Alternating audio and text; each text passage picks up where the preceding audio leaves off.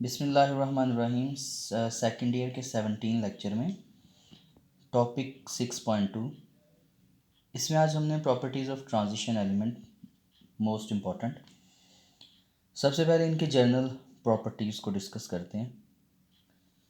These are metals जो transition element हैं, जिसमें डी और एफ ब्लॉक एलिमेंट्स शामिल हैं, जिनमें वैलेंस इलेक्ट्रॉन अवेलेबल होते हैं डी ऑर्बिटल में, डी सब शेल में या एफ सब शेल में।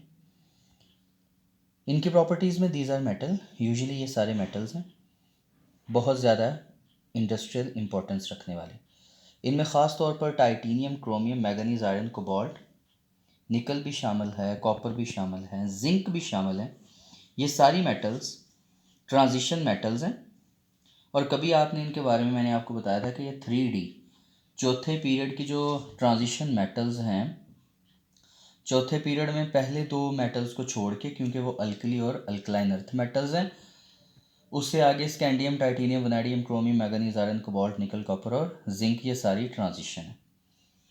हार्ड हैं, मेल्टिंग पॉइंट और बॉइलिंग पॉइंट इनके काफ़ी अच्छे हैं, good conductors of electricity and heat हैं, और मोस्ट इम्पॉर्टेंट ये अलॉय बना सकती हैं। बाकी मेटल्स या नॉन मेटल्स के साथ ये अलॉय फॉर्मेशन में बहुत अहम है। इनकी ऑक्सीडेशन स्टेट वेरिएबल है। वो क्यों है आगे हम स्टडी करते हैं। जिनमें डी शेल इन्वॉल्व हो जाए या एफ सब शेल इन्वॉल्व हो जाए, उनकी ऑक्सीडेशन स्टेट्स वेरिएबल होती हैं, क्योंकि इलेक्ट्रॉन्स अनपेयर्ड अगर आप हाफ फील्ड लें तो D orbital half field 5 electron के साथ है। 5 इलेक्ट्रॉन अगर अनपेयर्ड हैं तो हर इलेक्ट्रॉन लूज हो सकता है, जिसकी वजह से उसकी ऑक्सीडेशन स्टेट वेरिएबल है। चलिए आगे स्टडी करते हैं। इनके जो मोस्ट इंपॉर्टेंट करैक्टर, इनके जो आइंस हैं और इनके जो सॉल्यूशंस बनाते हैं, आप किसी मेटल के कॉम्प्लेक्स का या मेटल के केटाइन का, ट्रांजिशन मेटल के केटाइन का सॉल्यूशन अगर बने तो ये आमतौर पर कैसा होता है, कलर्ड होता है। आगे जनरल कैरेक्टरिस्टिक्स में सबसे पहले इनकी बाइंडिंग एनर्जी है, बहुत इंपॉर्टेंट है और ये समझने वाला है। सबसे पहले बाइंडिंग एनर्जी से पहले ना इनके जो जनरल कैरेक्टरिस्टिक्स है बाइंडिंग एनर्जी से पहले मैं वो बता दूं। इनके पास मैकेनिकल प्रॉपर्टीज़ बहुत अच्छी हैं। ये हार्ड है, मेलेबल एंड डक्टाइल है। मेलेबल एंड डक्टाइल आपने कभी पढ़ा हुआ है कि इनको कूट कर इनकी शीट्स भी बनाई जा सकती हैं और इनको खींच कर ड्रॉ करके इनकी तारें भी बनाई जा सकती हैं। 9th में हमने कभी पढ़ा था। Due to the valence electrons in the s and d sub shells they have the variable oxidation state. अब बाइंडिंग एनर्जी का कॉन्सेप्ट क्या है मैं आपको बताता हूँ।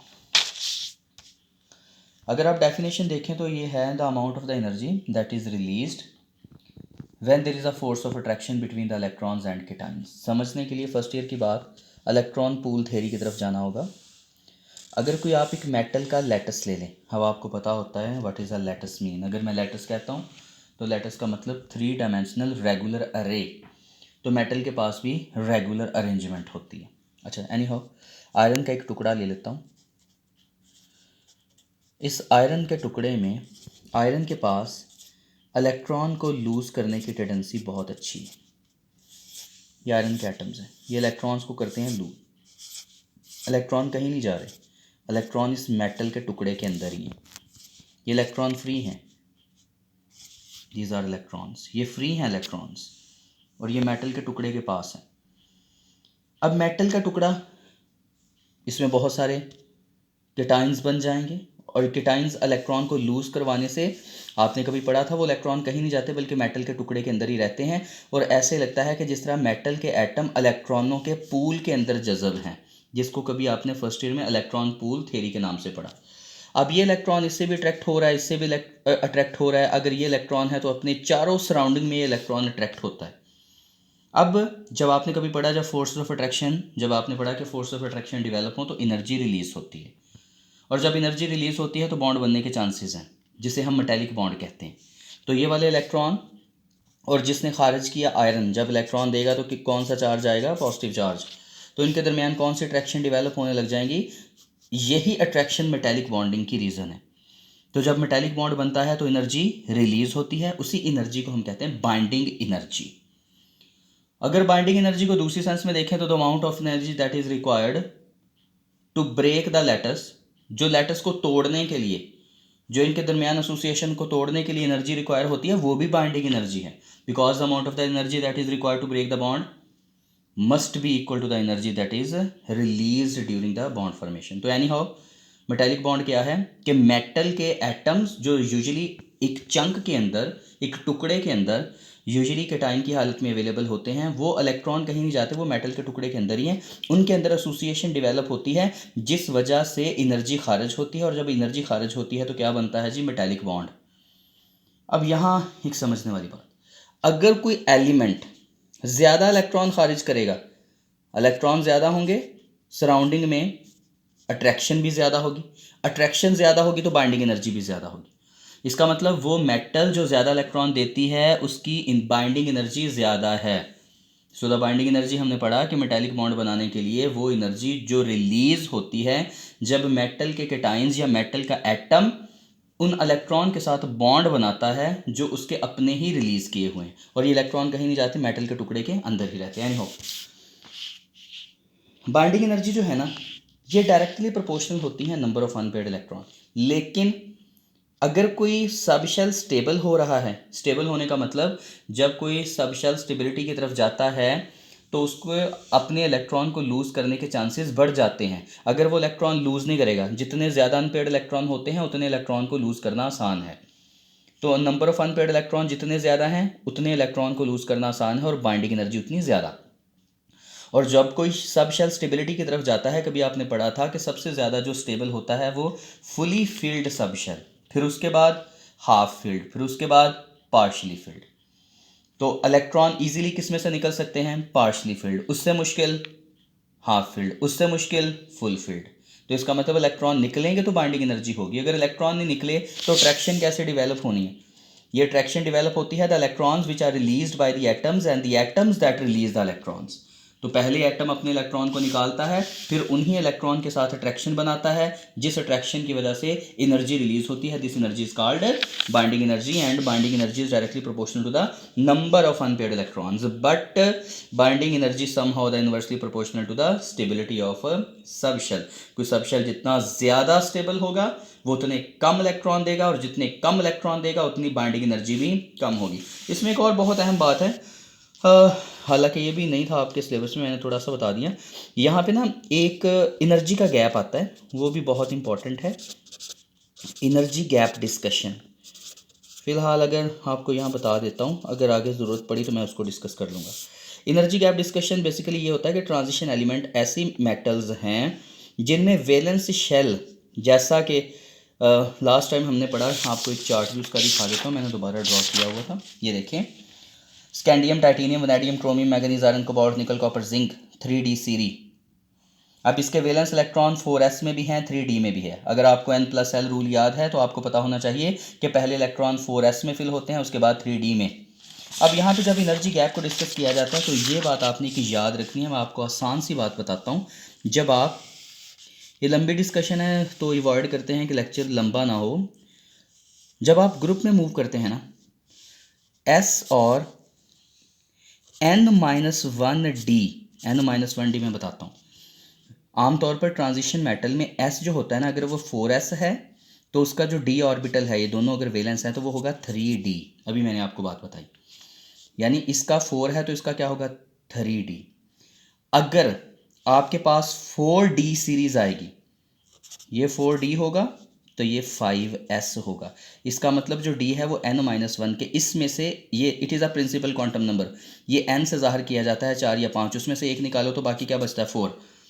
तो एनर्जी का जो डिफरेंस है ना, s और n-1d, जब आप डाउन द ग्रुप मूव करते हैं तो एनर्जी गैप डिक्रीज होता है, जब आप अलोंग द पीरियड मूव करते हैं तो एनर्जी गैप इंक्रीज होता है। फिलहाल इसके पीछे इंटरवेनिंग इलेक्ट्रॉन है, इलेक्ट्रॉन टू इलेक्ट्रॉन रिपल्शन है, और इलेक्ट्रॉन टू इलेक्ट्रॉन रिपल्शन जो है वो इलेक्ट्रॉन किस तरह शेल्स को या एनर्जी गैप को बढ़ाते हैं, it is a long discussion. यानी हो ये बात याद रखनी है कि जब आप मूव करते हैं इन द ग्रुप तो जो एनर्जी गैप है between the s and n-1d वो क्या कर जाता है, डिक्रीज। और जब आप मूव करते हैं along the period energy gap बढ़ जाता है, और अगर एनर्जी गैप बढ़ जाएगा तो इलेक्ट्रॉन को लूज़ करना उतना ही मुश्किल होता चला जाएगा। अगर इसकी ज़रूरत पड़ी तो इंशाल्लाह नेक्स्ट डिस्कस करेंगे। डाउन क्या ये करता है, एनर्जी गैप डिक्रीज़ करता है। एनर्जी गैप डिक्रीज करने का मतलब इलेक्ट्रॉन एस में से भी इजीली निकल सकते हैं, 3d में से भी। ये दोनों के दोनों जो हैं ये आपस में क्लोजली रिलेटेड हैं। वैलेंस इलेक्ट्रॉन, इसीलिए तो इन्हें कहा जाता है 3d और 4s जो हैं ये दोनों के दोनों वैलेंस है एनर्जी गैप की वजह से। n+l रूल आपको याद होना चाहिए। इनका एनर्जी गैप बहुत थोड़ा है, इलेक्ट्रॉन इसमें से भी इजीली निकल सकते हैं, इसमें से भी इजीली। लेकिन अगर इनका एनर्जी गैप बढ़ गया, 4s और 3d के दरमियान गैप काफ़ी ज़्यादा है। अगर देखा जाए तो वैलेंस इलेक्ट्रॉन बुनियादी तौर पर कौन से हैं, जो सबसे बाहर वाला शेल है वो कौन सा होता है, जिसका प्रिंसिपल क्वांटम नंबर सबसे ज़्यादा हो। तो s में से तो इलेक्ट्रॉन निकल जाएंगे, फिर 3d में से इलेक्ट्रॉन निकालना मुश्किल है। जब एनर्जी गैप कम होता है तो s में से भी इलेक्ट्रॉन निकल जाते हैं, 3d में से भी निकल जाते हैं। लेकिन जब एनर्जी गैप बढ़ जाता है, 4s में से तो इलेक्ट्रॉन निकल जाते हैं, 3d में से इलेक्ट्रॉन नहीं निकलते। अलॉन्ग द पीरियड मूव करते हैं तो एनर्जी गैप बढ़ता है, along the group downward move करते हैं तो एनर्जी गैप कम होता है। फिलहाल ये याद रखना है आपने। इंशाल्लाह अगर क्लास में हमें टाइम मिला और जल्दी ये लॉकडाउन का सिलसिला ख़त्म हुआ तो ये सारी चीज़ें इंशाल्लाह मैं आपको दोबारा सिखाऊंगा। अच्छा जी, बाइंडिंग एनर्जी का ट्रेंड मैंने 3d लिया है और 4d भी ले सकते हैं, 5d भी ले सकते हैं, लेकिन सिलेबस के हिसाब से मैंने 3d। Scandium, titanium, vanadium, chromium, manganese, iron, cobalt, निकल, कॉपर, जिंक। बहुत ही इंटरेस्टिंग चार्ट है, देखें। स्कैंडियम की वैनेडिंग जो बाइंडिंग एनर्जी है कम है, उससे ज़्यादा टाइटेनियम की, उससे ज़्यादा वैनेडियम के बाद डिक्रीज हुई, क्रोमियम के बाद मैंगनीज तक डिक्रीज हुई, फिर बढ़ गई। मैं रीज़न बताने लगा हूँ, गौर से देखिएगा। ये बात आपने याद रखनी है, दो बातें। Binding energy is directly proportional to the unpaired electron, number 1। Number 2, binding energy is inversely proportional to stability of सब शेल। गौर से देखिएगा बात, मैंने चार्ट डिस्कस किया, देखें इसे। अनपेयर्ड इलेक्ट्रॉन है 1, यहां अनपेयर्ड इलेक्ट्रॉन है 2, अनपेयर्ड इलेक्ट्रॉन 3। अब आपने इसे देखना है कि अनपेयर्ड इलेक्ट्रॉन कहाँ तक इंक्रीज किए, वैनेडियम तक। जब क्रोमियम की बात करते हैं ना तो क्रोमियम के पास 3d4 है, 1 2 3 4 इलेक्ट्रॉन होने चाहिए, लेकिन मैंने यहाँ पे 1 इलेक्ट्रॉन फिल किया। वो इसलिए फिल किया क्योंकि 3d और 4s के दरमियान एनर्जी गैप बहुत थोड़ा है, और d ऑर्बिटल ये चाहता है कि अपने आप को स्टेबल करने के लिए या तो d कंप्लीटली फिल हो या d के पास हाफ फिल्ड इलेक्ट्रॉनिक कॉन्फ़िगरेशन हो। तो उस कॉन्फ़िगरेशन को हासिल करने के लिए इलेक्ट्रॉन एक 4s से किधर आ जाता है, 3d में। और जब वो 3d में आ गया तो गौर से देखें, ये हाफ फिल्ड हो गया। हाफ फील्ड जो स्ट्रक्चर होता है, हाफ फील्ड जो डी ऑर्बिटल होता है वो स्टेबल होता है, और अगर ये स्टेबल होगा तो ये इलेक्ट्रॉन कोई भी नहीं निकलेगा, और अगर इलेक्ट्रॉन नहीं निकलेंगे तो बाइंडिंग एनर्जी भी कम होगी। तो इसीलिए स्कैंडियम से ज़्यादा टाइटेनियम, टाइटेनियम से ज़्यादा वैनेडियम। लेकिन जब आप क्रोमियम तक जाते हैं तो क्रोमियम की ये कोशिश है कि अपने डी को हाफ फील्ड कर ले, और जब वो अपने डी को हाफ फील्ड करता है एस से 1 इलेक्ट्रॉन लेके, 4s से 1 इलेक्ट्रॉन लेके, तो इसके इलेक्ट्रॉन निकालना थोड़े से मुश्किल है। तो जब इसके इलेक्ट्रॉन निकालना मुश्किल है तो इसकी बाइंडिंग एनर्जी भी कम होगी। फिर इसके बाद मैंगनीज। मैंगनीज के पास देखें, मैंगनीज के पास एक और ट्रेंड, मैंगनीज क्रोमियम की थोड़ी सी कम हुई, मैंगनीज की उससे भी कम होगी, क्योंकि मैंगनीज के पास अपना डी पहले से ही हाफ फील्ड है। क्रोमियम को तो कुछ ना कुछ जंग लड़नी पड़ती है ना, अपना डी ऑर्बिटल हाफ फील्ड करवाने के लिए उसे जंग लड़नी पड़ती है, 4s से 1 इलेक्ट्रॉन खींचना पड़ता है, छीनना पड़ता है। लेकिन मैंगनीज तो पहले ही अपने आप शेल को स्टेबल करके बैठा हुआ है, सब शेल को। डी में पहले से ही 5 इलेक्ट्रॉन जो हैं उसने इस डी को हाफ फील्ड किया हुआ है, जिसकी वजह से मैंगनीज में से इलेक्ट्रॉन निकालना मुश्किल है। फिर आगे आते हैं आयरन की तरफ। अब ये हाफ फील्ड नहीं है, इलेक्ट्रॉन बढ़ गया। हाफ फील्ड क्या होते हैं, टोटल हैं 10, 5 आगे अलग अलग, तो ये हाफ फील्ड है। 5 से कम वो भी पार्शली फिल्ड है, 5 से ज़्यादा वो भी पार्शली फिल्ड है। अब इसमें से इलेक्ट्रॉन निकालना आसान है। फिर जब आप नीचे को जाते हैं ना, ये बहुत इंटरेस्टिंग है। जब आप नीचे को जाते हैं, बेसिकली ये जो scandium, titanium, vanadium, chromium, manganese, iron, cobalt, निकल, कॉपर, जिंक, ये पीरियड है, ये पीरियड है, ये ग्रुप नहीं है, ये पीरियड है, 4 पीरियड। लेकिन इस तरह आपको इसलिए लिख दिया क्योंकि इलेक्ट्रॉनिक कॉन्फ़िगरेशन समझ आए। मैंने अभी आपको एक बात बताई, ये देखें, मैंने कहा कि जब आप पीरियड में मूव करते हैं तो एनर्जी गैप कम हो, एनर्जी गैप बढ़ता चला जाता है। एनर्जी गैप बढ़ने की भी थोड़ी सी रीज़न बता देता हूँ। जब बैरूनी शेल में इलेक्ट्रॉन बढ़ते हैं, सपोज करें ये मैंने कोई एक एटम आपको शो करवा दिया, ये उसका पहला शेल, ये दूसरा शेल, ये तीसरा शेल, ये चौथा शेल, ये देखें, ये 4 शेल हो गए। अब 3 में 3d है, 4 में 4s है जिसके वैलेंस इलेक्ट्रॉन है। जब इलेक्ट्रॉन की तादाद बढ़ती है, 4s में तो ज़्यादा से ज़्यादा 2 ही आते हैं, जब इलेक्ट्रॉन की तादाद बढ़ती है तो ऊपर वाले और नीचे वाले शेल के जो इलेक्ट्रॉन है वो आपस में रिपल्शन करते हैं। जब आपस में उनकी रिपल्शन बढ़ती है तो रिपल्शन की वजह से एनर्जी गैप बढ़ जाता है। जब एनर्जी गैप बढ़ जाएगा तो क्या होगा, 4s में से तो इलेक्ट्रॉन निकल जाएंगे, 3d में से निकालना मुश्किल है। क्यों? क्योंकि एनर्जी गैप बढ़ जाता है। एनर्जी गैप क्यों बढ़ा? रिपल्शन बढ़ने से। रिपल्शन क्यों बढ़ी? Number of intervening electron. What are intervening electron? The electron that show the repulsion toward the lower energy level and upper energy level are said to be intervening electron. वो electron जो कि repulsion करवाते हैं आपस में और gap को बढ़ा देते हैं, वो इंटरवेनिंग इलेक्ट्रॉन्स हैं। तो इन इंटरवेनिंग इलेक्ट्रॉन की वजह से क्या हुआ, इन इंटरवेनिंग इलेक्ट्रॉन की जैसे जैसे इंटरवेनिंग इलेक्ट्रॉन बढ़े एनर्जी गैप बढ़ता चला गया। एनर्जी गैप बढ़ेगा तो अब 4s में से तो इलेक्ट्रॉन निकल सकते हैं, 3d में से इलेक्ट्रॉन निकलना थोड़े से मुश्किल है। यही वजह है कि आयरन के बाद जब आप जाते हैं मैंगनीज आयरन कोबाल्ट की तरफ जाते हैं तो कोबाल्ट के बैरूनी शेल में इलेक्ट्रॉन बढ़ते जा रहे हैं, इंटरवेनिंग जो इलेक्ट्रॉन उनकी तादाद बढ़ती जा रही है और एनर्जी गैप बढ़ता जा रहा है। अब एस में से तो इलेक्ट्रॉन निकल सकते हैं, डी में से निकालना थोड़ा थोड़ा थोड़ा मुश्किल होता जा रहा है। ये देखें, यही वो ट्रेंड है कि स्कैंडियम से टाइटेनियम वनैडियम के पास मैक्सिमम, क्रोमियम स्टेबिलिटी की तरफ जा रहा है, मैंगनीज स्टेबिलिटी की तरफ जा रहा है और मैंगनीज इंतहाई स्टेबिलिटी की तरफ। फिर आयरन के पास इलेक्ट्रॉन खारिज करने की सलाहियत है, कोबाल्ट की थोड़ी सी उससे कम हो जाएगी, निकल की उससे कम, जिंक, कैडमियम गोज ऑन, तो ये कम से कम कम से कम कम से कम होती चली जाएगी। Just like I have explain कि जब आप एक पीरियड में मूव करते हैं तो एनर्जी गैप बढ़ता है और इलेक्ट्रॉन को निकालना एस में से तो आसान है, 4s में से, लेकिन 3d में मुश्किल है। आफ्टर दैट तो एक बार देख लें, स्कैंडियम के बाद टाइटेनियम वनैडियम के पास मैक्सिमम, क्रोमियम स्टेबिलिटी की तरफ गया, मैंगनीज स्टेबिलिटी की तरफ गया, आयरन ने इलेक्ट्रॉन खारिज कर दिए। फिर जैसे जैसे इलेक्ट्रॉन बढ़ते चले गए इंटरवेनिंग इफेक्ट बढ़ता चला गया और इलेक्ट्रॉन एस में से निकालना आसान है लेकिन डी में से निकालना मुश्किल है। क्यों? क्योंकि एनर्जी गैप बढ़ना शुरू हो गया है। Until to the zinc, zinc तक जाते जाते इलेक्ट्रॉन हो जाते हैं जी पूरे। ये देखें, जब आप जिंक तक गए तो जिंक तक जाते जाते जो इलेक्ट्रॉन है वो हो गए पूरे, सारे के सारे इलेक्ट्रॉन पेयर्ड हो गए। अब यहाँ से इलेक्ट्रॉन निकालना कदरे मुश्किल है। तो सबसे कम बाइंडिंग एनर्जी किसकी होगी? जिंक की। सबसे ज़्यादा किसकी है? वनैडियम। क्रोमियम और मैंगनीज यकदम डाउन होते हैं। फिर आयरन थोड़ा सा बाइंडिंग एनर्जी शो करवाता है, कोबाल्ट थोड़ी सी करवाता है। ये चीज़ें सारी डाउनवर्ड मूव करती हैं due to the energy gap, energy gap बढ़ जाने की वजह से। फिर इससे आगे जी हम मेल्टिंग और बॉइलिंग पॉइंट, सेम ट्रेंड, थोड़ा सा डिफरेंट है, बाकी सेम ट्रेंड। हाई मेल्टिंग और हाई बॉइलिंग पॉइंट, इधर से ही देखें, जितने ज़्यादा इलेक्ट्रॉन लूज करेंगे, कोई एटम, ट्रांजिशन एलिमेंट का एटम जितने ज़्यादा इलेक्ट्रॉन लूज करेगा उतनी ज़्यादा एनर्जी डेवलप होगी, बाइंडिंग एनर्जी, उतनी ज़्यादा फोर्स ऑफ अट्रैक्शन। क्यों?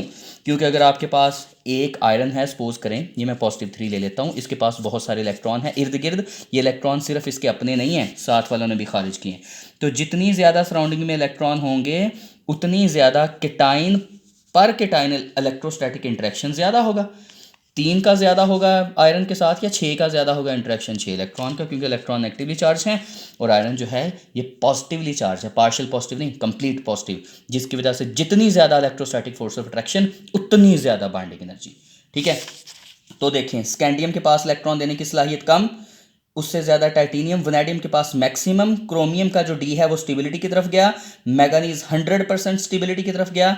फिर आयरन ने इलेक्ट्रॉन दिए, कोबाल्ट ने दिए, निकल के फिर पीरियड में मूव करते हुए इंटरवेनिंग इलेक्ट्रॉन बढ़ जाने की वजह से एनर्जी गैप बढ़ गया और इलेक्ट्रॉन एस में से निकालना आसान है, डी में से निकालना मुश्किल हो गए।